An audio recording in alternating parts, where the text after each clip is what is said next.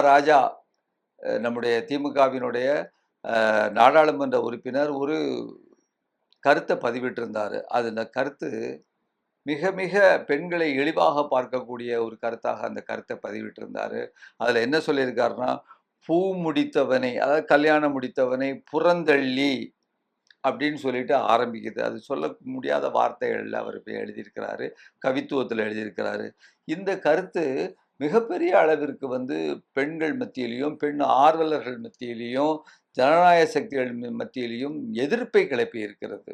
அது ஒரு சாதாரண அப்படியோ, இப்படியோ உள்ள கட்சியில உள்ளவர்கள் நீங்க இது போன்ற கருத்துக்களை சொன்னால் பரவாயில்லை.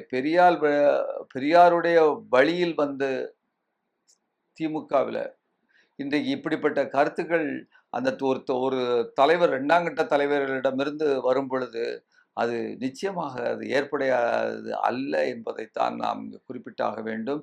அதில அவர் உடனடியாக அந்த ப எதிர்ப்புகள் வலுத்ததனால் அந்த பதிவை அவர் நீக்கிவிட்டார் என்று சொன்னாலும் கூட, அவருக்கு அந்த கருத்தை பதிவிட்டதற்காக அவர் மன்னிப்பு கேட்க வேண்டும் என்று இன்றைக்கு வலைத்தளங்களில் பெரிய அளவிற்கு கருத்துக்கள் பரவிக் கொண்டிருக்கின்றன. ஜனநாயக மாதர் சங்கங்கள் இந்த கருத்தை வலியுறுத்துகின்றன.